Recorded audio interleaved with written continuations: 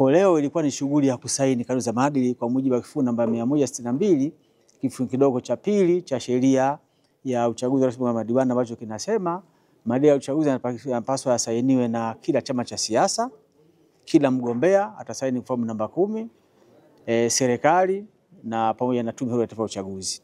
Na kinasema maadili hayo lazima yasainiwe na yaweze kuzingatiwa na kutiiwa na chama cha siasa na wagombea na serikali na tume wakati wa kampeni, uchaguzi na utaratibu mzima wa kuyatii na kuyaishi maelekezo hayo.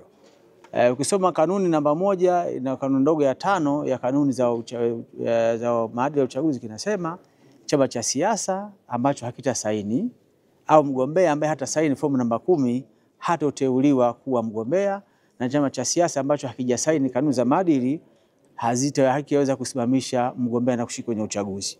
Kwa chama, kama kuna chama cha siasa ambacho hakijasaini, maana yake hakitashughulika na shughuli zozote zinazohusu masuala ya uchaguzi.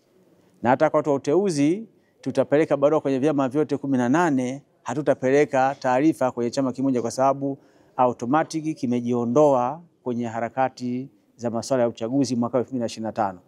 Sasa mtu anaweza kadhania kwamba anaweza akasaini kesho. Hapana, signing ilikuwa ni leo. Saizi tunazipeleka kwa ajili ya mpiga chapa aweze kuzitoa kwenye zile serikali, ziweze kutumika rasmi. Kwa ambacho hakikuja leo hakiwezi kutoa fursa kesho.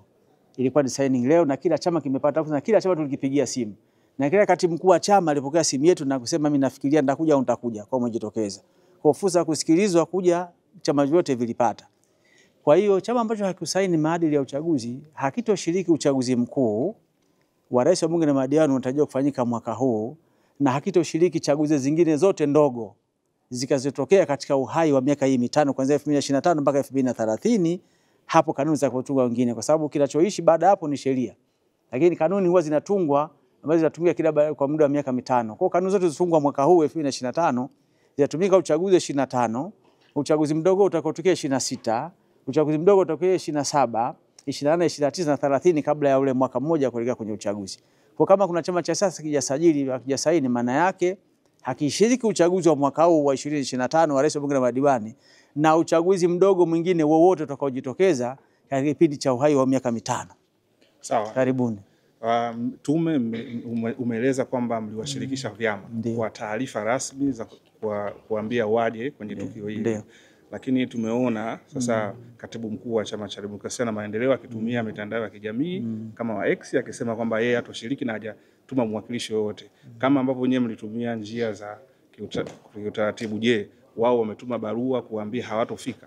Hatujapokea na hatujamwona kutokea, kwa sababu ni hiari kusaini maadili. Usiposaini huwezi kuwa umetajwa kwamba umesaini maadili.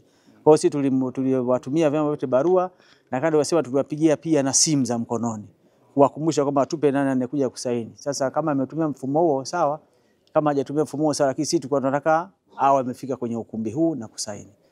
Akiamua kutokusaini kwa namna anayetaka kuitoa yeye, atoe kwenye mitandao ya kijamii, atoe kwenye nini chochote kile, sisi tulikuwa tunamtambua aje leo. Kwa hiyo hamkupata taarifa rasmi? Taarifa rasmi ni kwamba hatukupata, kwa sababu hakuja hapa kwenye ukumbi. Hatukuambia chama kitujibu kwamba nitakuja au siji. Sisi tujiongeza tu kuambia kwa pafuza imani kama umesahau unatakiwa uje tarehe 12. Sawa. Kiongozi, labda kueleza kwa uwazi sababu kwenye mazungumzo yako hakuna sehemu yote unasema ni chama kipi hakijashiriki kwenye zoezi hili? Ni Chama cha Demokrasia na Maendeleo, Chadema, hakijashiriki kusaini. Na ushiriki wao umekuwaje? Wa namna gani? Ushiriki wao katika kuandaa hizo kanuni kama mlivyosema awali ilikuwaje? Kuandaa tuliwapelekea kanuni wakakiri wamepokea.